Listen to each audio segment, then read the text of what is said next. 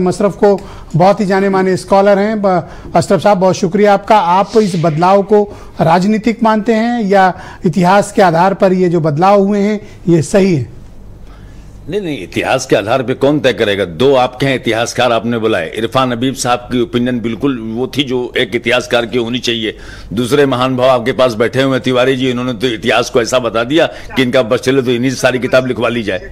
आपको जो मूल प्रश्न है वो क्या जानना चाहते हैं? क्या आपका अपना क्या सोचना है? आप इनमें से आप किसको महान बता रहे हैं? अकबर महान बता रहे हैं, औरंगजेब महान बता रहे हैं, तो मैं अपनी ओपिनियन आपके सामने लेके आऊं? नहीं, मेरी बात पर आपकी ओपिनियन है, आपके पास कोई ओपिनियन नहीं है? मेरे पास बहुत बड़ी ओपिनियन है। तो आप अपनी, और मेरी इतनी बड़ी ओपिनियन है कि आप क्या हेडलाइन बन जाएगी? मानते हैं? आप लोग बदनाम करते हैं, एजेंडा चलाते हैं। औरंगजेब के मुतालिक इतना सब आपने किया, उसके बाद आपका रिजल्ट क्या आया? अब सारी चीजें आपने उठा के ठंडे बस्ते में डाल दी।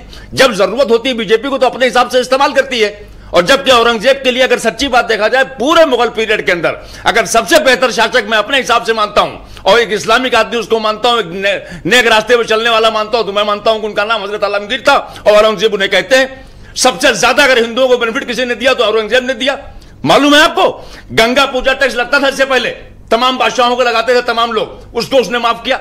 गंगा स्नान टैक्स माफ किया। मुर्दों को दफन करते थे जो गंगा में बहाते थे, गंगा स्नान पर भी टैक्स लेते थे? जी हाँ, टैक्स लगता था सर। अरे यही सब तो इतिहास है जिसको गायब करने की बात हो रही है। इतिहास नहीं बताया गया जो आज आप बता रहे हैं। आज यही हो रही है। तो इसीलिए मैं आपसे कह रहा हूं, आपको ज्यादा बोलने की जरूरत है। इसीलिए मैं कह रहा हूं कि जब मैं बोलता हूं ये तो बात आप लोग एक तरफ एक कौशल कांत को पता नहीं थी कि गंगा नहाने पर भी टैक्स था। कौशल कांत से तो पूरी इतिहास की किताब दोबारा लिखवानी पड़ेगी। इरफान हबीब को रिजेक्ट कर दिया।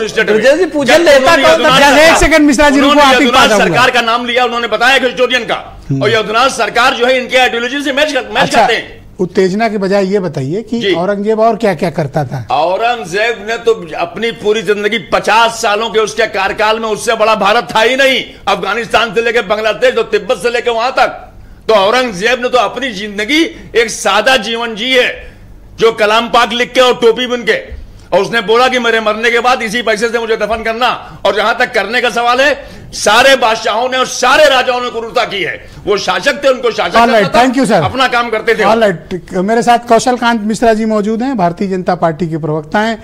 आप